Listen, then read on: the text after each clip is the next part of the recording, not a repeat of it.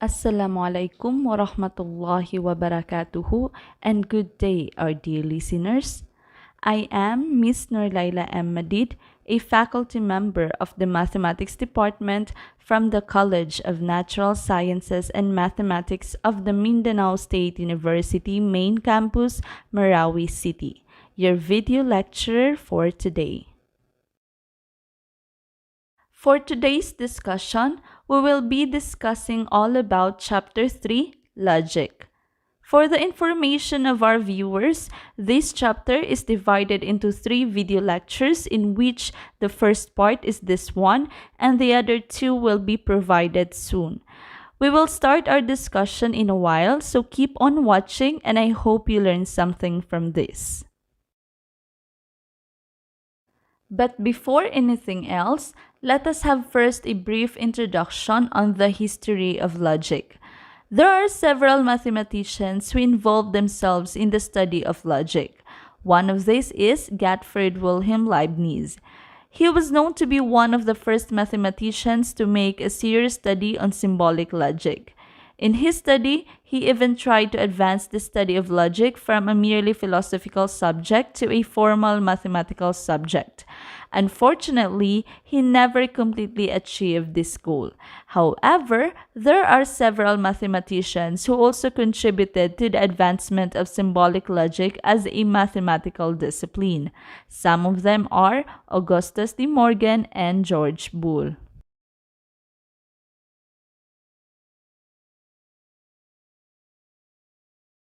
George Boole was known for his great contributions in this field through his book The Mathematical Analysis of Logic, which was published in 1848.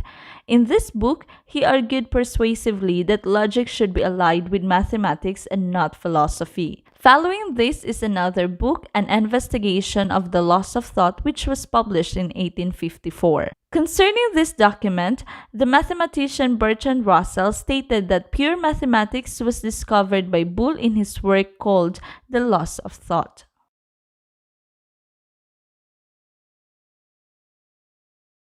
So, I think that is already enough information for the history of logic.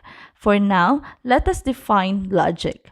Logic is defined as the study of formal reasoning based upon statements or propositions, but it is also commonly defined as a science of correct critical reasoning. Additionally, logic is also said to be a belief that is supported by factual evidences.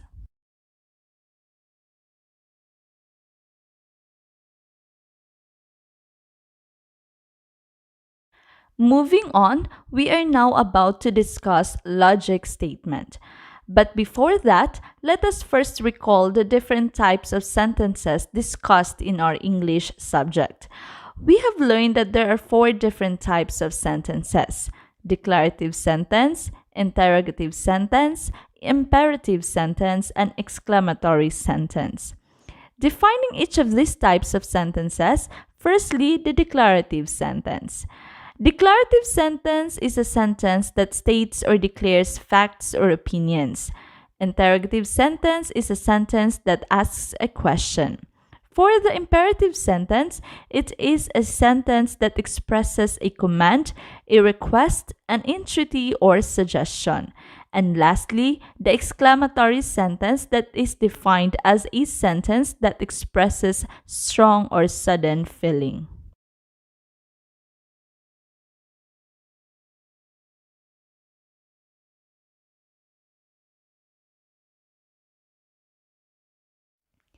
Examples are the following. The first sentence is this one. Since this asks a question, therefore this is an interrogative type of sentence. The second sentence is this one. This clearly shows strong or sudden feeling that is being justified by the phrase wow. Therefore, this is an exclamatory sentence. The third one is this. This clearly gives a command, hence this is an imperative sentence. Another one, we have this. The given sentence states an opinion. Therefore, this is a declarative sentence. And the last one is this, which obviously states a fact. Therefore, this is also a declarative sentence.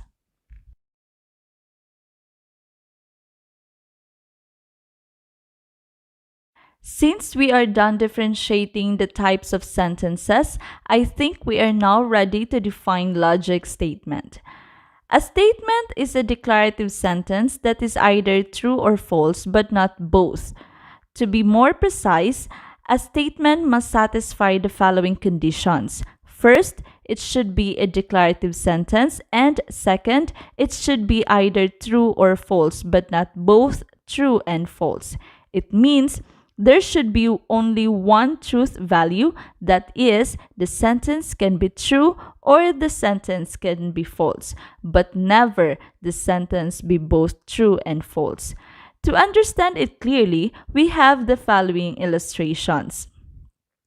First, the main campus of the Mindanao State University is in Marawi City. This is a fact, hence this is a declarative sentence. Furthermore, this is true, for indeed the main campus of our dear university is situated here in Marawi City. Since both the conditions are satisfied, therefore this is a statement. Second, what will be my grade in the course Mathematics in the Modern World? This sentence clearly asks a question. Hence, this is an interrogative sentence. Since the first condition is not satisfied, we can already conclude that this is not a statement. The third one is open the door. A command is expressed by the given sentence. Hence, this is an imperative sentence. Similarly to the previous example, the first condition is again not satisfied. Therefore, this is not a statement. Moving on to the fourth one, we have 2 is a negative number. This doesn't state a fact. However, this states an opinion. Therefore, this is a declarative sentence. Since we all know that 2 is a positive integer and not a negative integer, the sentence is false. Keeping this in mind, we have seen that the two conditions are satisfied. Hence, this is a statement. And the last one is given by this equality. Since we don't have enough proof to say that this is a fact, we will just be treating this as an opinion. Now, to identify its truth value, we will be analyzing the nature of this statement. By looking at this given equality, we have concluded that when x is 4, the equality is true. But when x is not 4, that is any value other than 4, the equality is false. Hence, the statement can either be true or false depending on the given value for x. Moreover, since the conditions are also satisfied, we can say that this is also a statement. A special case of statement is the open sentence. Open sentence is defined as a statement that involves one or more variables and which becomes true or false when the variables are assigned to specific values. In other words, for it to be an open sentence, this must satisfy the following conditions. First, it must have one or more variables, and second, it must be true or false when the variables are assigned to specific values. Following this is the truth set. A truth set of an open sentence is the set of all values that will make the open sentence true. In other words, this is a set in which its elements are those values that will make our open sentence true. Here are the examples. These are all open sentences since they satisfy the conditions. But let us identify those values that can make these open sentences true. Let's firstly deal with the first example. We have this. We are to find the value of x. Looking at the given equation, we have seen that two like terms are placed separately in the equation. One on the left-hand side of the equation and the other one is on the right-hand side of the equation. To find the value of x, we need to combine the like terms, and this can be done through applying existence of additive inverse element. With the help of this property, we are able to write the equation into this one. And by subtracting the constants, we have found the value of x. Like how the truth set is defined earlier, we must firstly check if this value of x can make the open sentence true. To do so, we have this. Since we have verified that 4 can make the given open sentence true when it replaces x, we have already solved its truth set, and that is the set containing 4.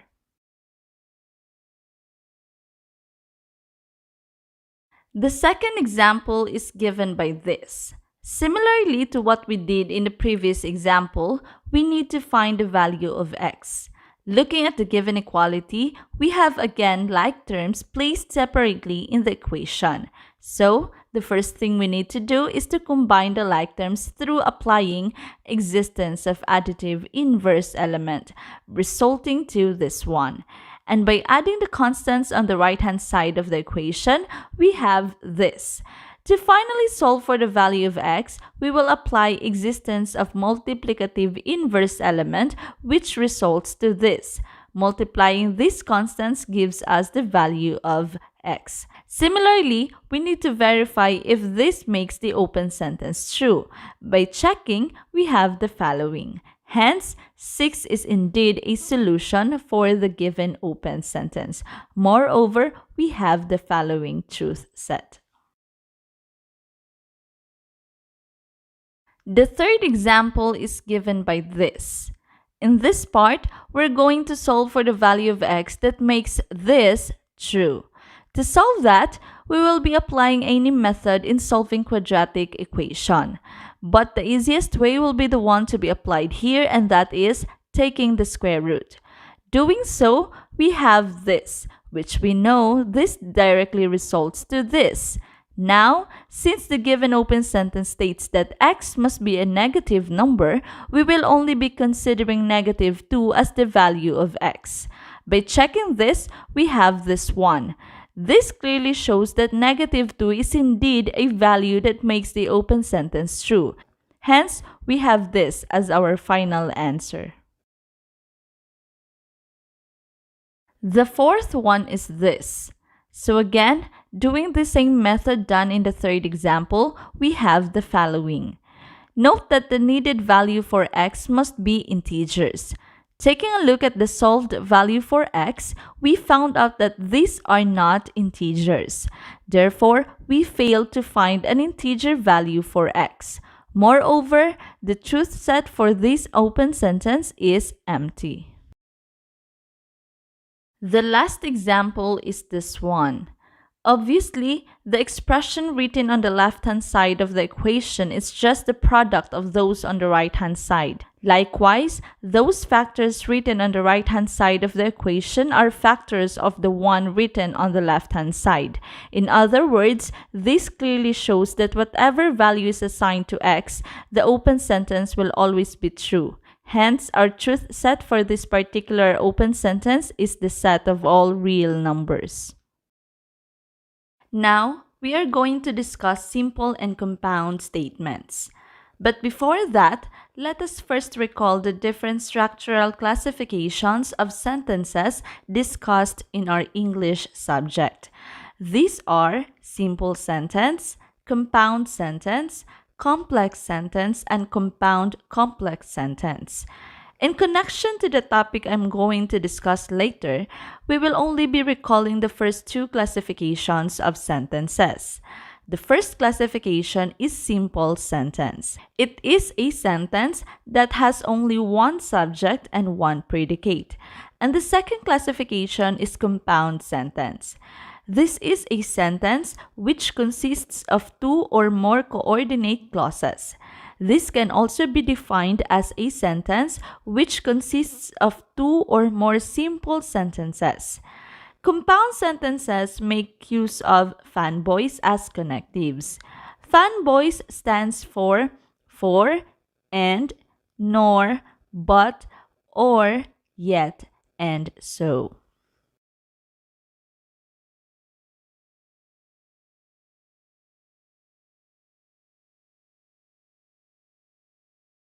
To clearly differentiate the two, we have the following examples.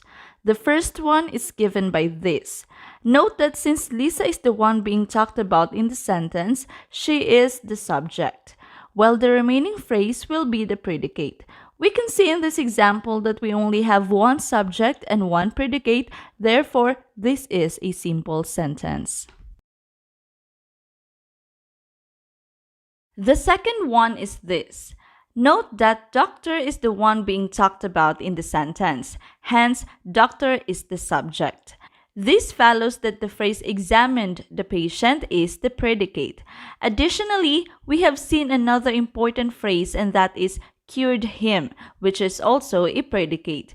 In other words, in this sentence, we have two predicates. Furthermore, the word and is used to connect two simple sentences, therefore, it is labeled as connective. Since we have seen a connective being used in the sentence, aside from the two simple sentences, this is classified as a compound sentence.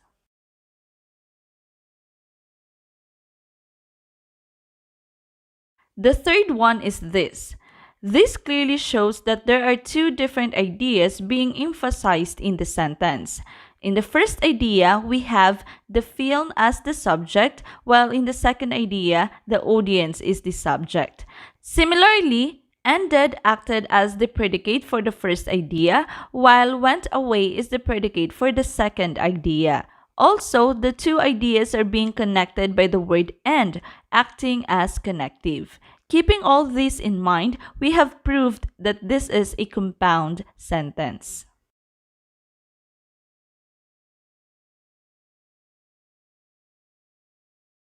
And the last one is this. Blackpink is the subject in this sentence, while the remaining phrase is the predicate. We have one subject and one predicate, therefore, this is a simple sentence. So, for this moment, I think we are now ready to define simple and compound statement. A simple statement is defined as a statement that conveys a single idea. And if a statement conveys two or more ideas, then it is called a compound statement. There are different types of compound statement depending on how it is used in a sentence and its connectives.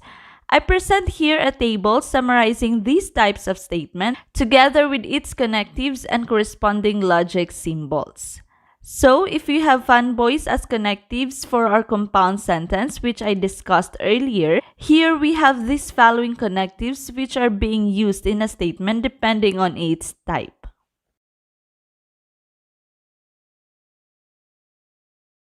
Before going deeper on these types of statements, let us have first these following notes. The truth value of a simple statement is either true or false, while for the compound statement, it depends on the truth values of its simple statements and its connectives. To make it easier for us to identify the truth value of a compound statement, we will be presenting their corresponding truth table.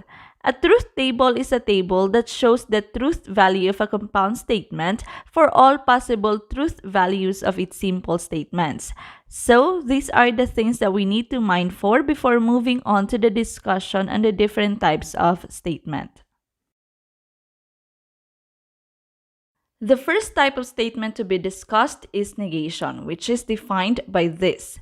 This says that if we have a statement, say P, its negation is just the negative form of the statement, which is denoted by this, read as not P. Like what I said earlier, we have a truth table for the negation of a statement. This table shows that if the statement P is true, then its negation is false. Also, if P is false, then its negation is true. To understand it clearly, we have these following illustrations. In these examples, we are asked to give the negation of the following statements. Firstly, this. As you can see, this is a positive statement stating that today is Friday. To have its negation, we will just be negating the statement, meaning we will be giving the negative form of the statement. That is, today is not Friday. Secondly, we have this. So again, this is a positive statement, to get its negation, we will be giving the negative form of the statement. That is, Sheila does not have 2 extra pens. Thirdly, we have this. In the given statement, we can clearly see that it is written negatively. Hence, to negate that negative statement means we will be giving its positive form. That is, the ABS-CBN franchise renewal was approved by the Philippine Congress.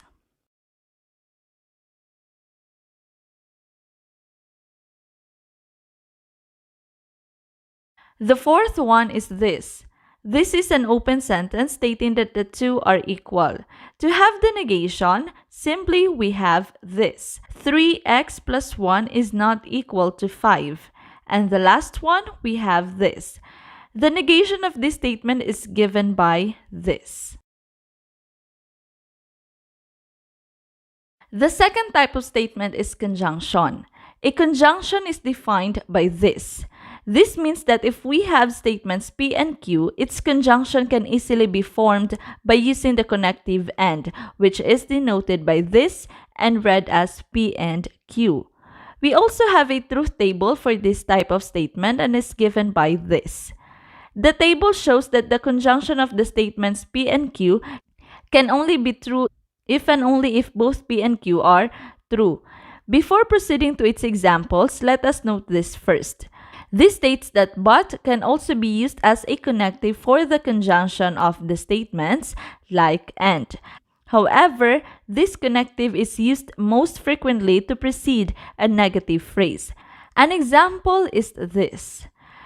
Note that this conjunction statement is similar to this one, in which, in this statement, our P statement is this one, and this one is our Q statement, and is being replaced with but in this case.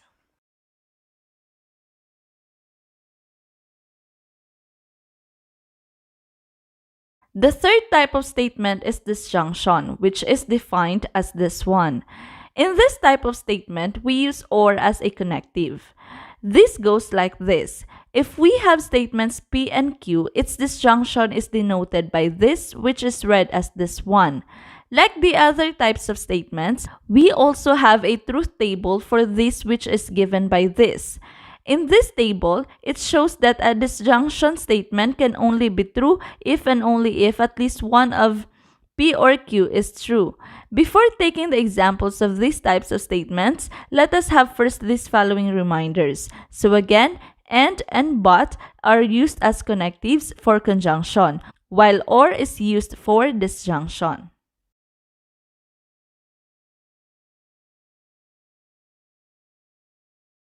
For the first set of our examples, we will be considering these following statements.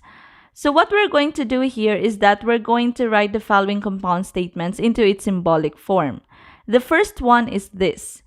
Looking at this statement and by considering the above given statements, we have this one.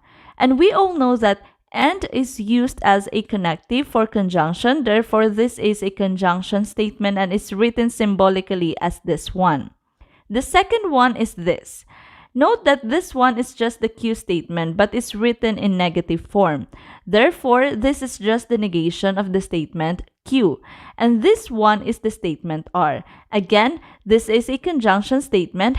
Hence, this statement is written symbolically as this one. The third one is given by this. Note that this phrase is just the S statement, omitting the word not. Therefore, this is just the negation of the statement S. And this one is just the statement R. Minding the connective used, this makes the statement a disjunction. Hence, the symbolic form of this statement is this.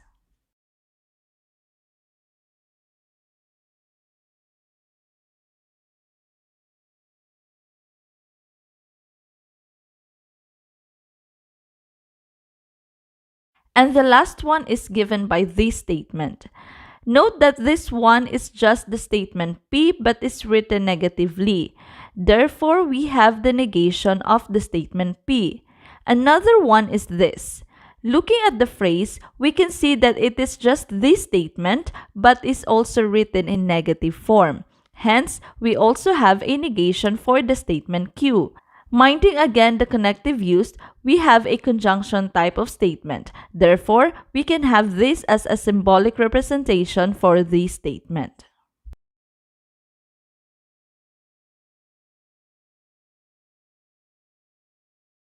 For the next set of examples for this topic, we will be considering the following statements. In this, we are instructed to write down the statements corresponding to the given symbolic form, starting with this one. To make it easy for us to give the statement, let us identify first what type of compound statement is being emphasized in the given symbolic form. For this item, we know that this is a conjunction type of statement, which means we are going to use and as a connective.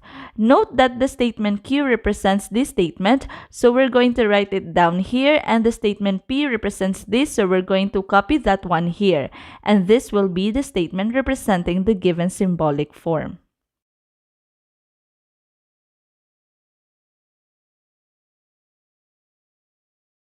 The second one is this. This is again a conjunction statement, therefore we're going to use and as our connective. The next one is the statement R. Looking at the given symbolic statement, the negation of the statement R is what we need in order to correctly give the statement representing the given symbolic form. In other words, we are going to obtain the positive form of R since it is written negatively, and it is done through omitting the word not. So we have this. And the next one is the statement S, which represents this statement. Writing it down here, we obtain our final answer.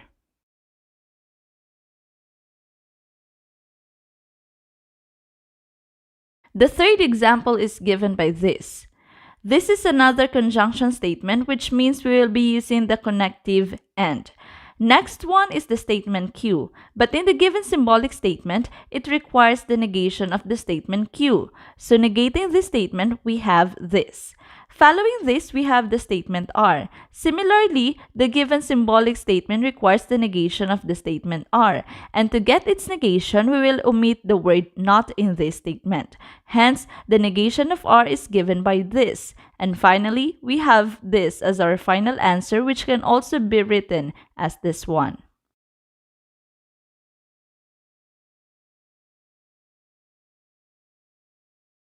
And the last one is this, which is a disjunction statement. This means we are going to use or as our connective. Looking at the given symbolic form, it requires the negation of this statement. In other words, we're going to negate the statement P, and its negation is given by this. And lastly, we have the statement S, which represents this statement. So copying this, we obtain our final answer.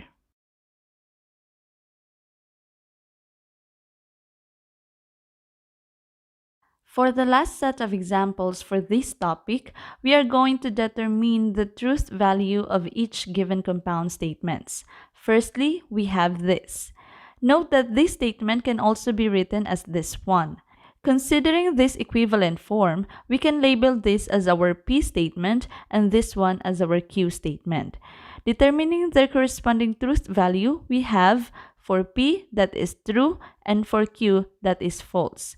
And since the connective used is or, we have a disjunction statement.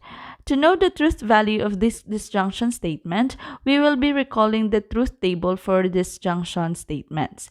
Looking at this table, we can see that we are on the second case, that is, P is true and Q is false. With this, we are able to determine that cases like this gives a true value. Hence, the given disjunction statement is true.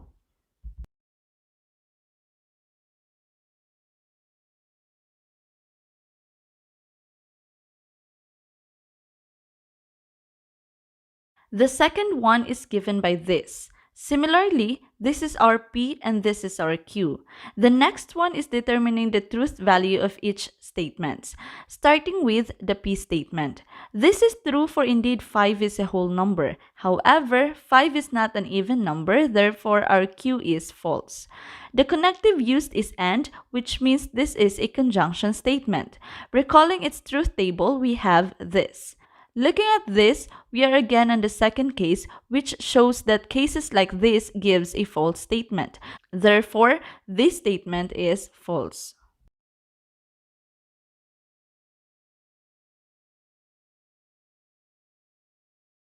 The third one, we have this. Doing the same method done in the previous examples, we have this as our P and this as our Q. Our P is a true statement since the factors of 2 are just 1 in itself, making it to be one of those prime numbers. On the other hand, our Q is also true since we can write 2 in the form 2k where k is any real number and that what makes it an even number. And is again a connective used, therefore this is a conjunction statement.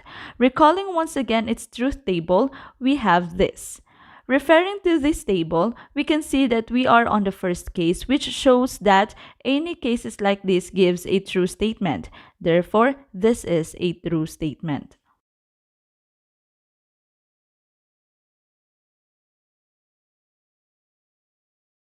The last one is given by this. To properly label this statement, we are going to rewrite it into its equivalent form given by this. Likewise, our first statement is our P and the second statement is our Q. Both our P and Q are false since 0.5 is a rational number and not an integer and not a whole number. Or is the connective used, which means this is a disjunction statement. Recalling for the last time its truth table, we have this. Looking at this, we can see that we are on the last case, which means this gives a false statement. Therefore, the truth value for this statement is false.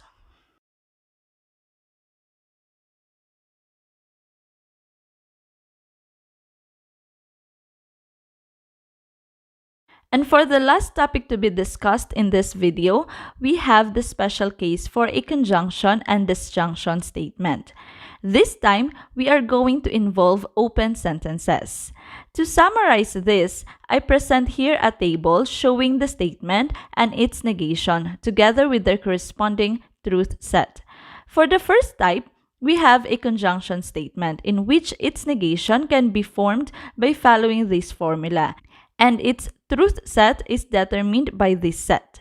And the second one is disjunction statement, in which its negation can also be formed by following this one, and its truth set is determined by this set. To elaborate it further, we will be having these illustrations. Considering firstly this given universal set, we are asked to give the negation of the following statements and determine the truth set of its negation. But before that, let us first determine the corresponding negation for each statement, and then after that, we will be determining the truth set for each negation. For the first statement, we have this. Note that this is a conjunction statement. Therefore, to obtain its negation, we will be following this formula. And by doing so, we have this negation. Second one, we have this. This is a disjunction statement. Therefore, we will be following this formula to obtain its negation. And also, by doing so, we have this. And lastly, we have this, which is again a disjunction statement. Following the same formula, we have this negation.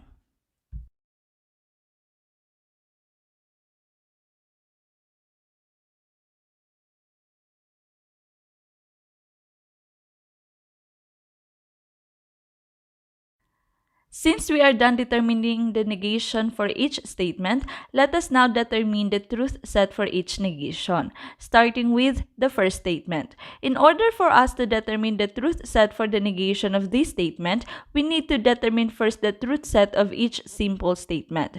So, let us determine the truth set of our statement P. Note that this is a quadratic equation. To obtain values that will make this open sentence true, we need to solve for the values of x. And to do that, we will be applying the easiest way, and that is taking the square root. Applying it results to this one. By further application of the set method, we obtain these values of x. To verify if these are indeed elements of the truth set for our statement P, we need to consider our universal set. By looking at this, we found the value -2 and 2 within the set. Therefore, -2 and 2 are the values that will make our open sentence true. This can be written in a set form given by this.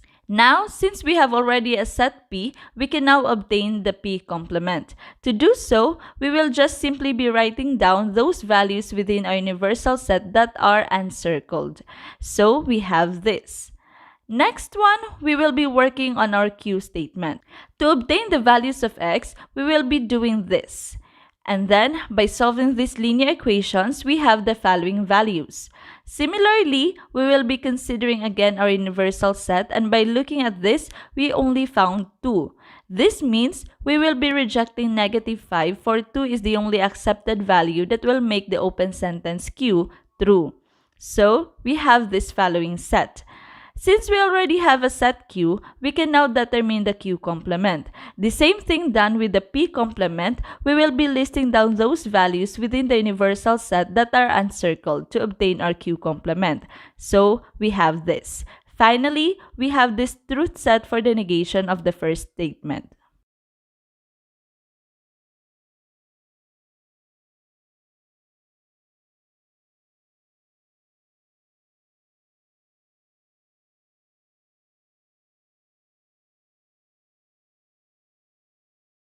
The second statement is given by this. Similarly to what is done in the previous example, we will firstly work on the P statement. This is a linear statement, so by dealing with this, we have this one which eventually results to this one. So again, considering our universal set, we found 0 in it.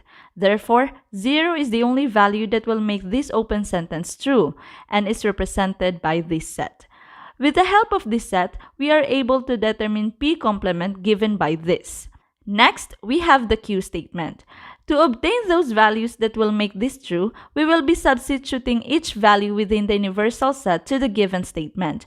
And by doing so, we found out that these are the only values that will make the statement true. Hence, this makes our set Q. Obtaining Q complement, we have this one. And finally, we have this truth set for the negation of the second statement.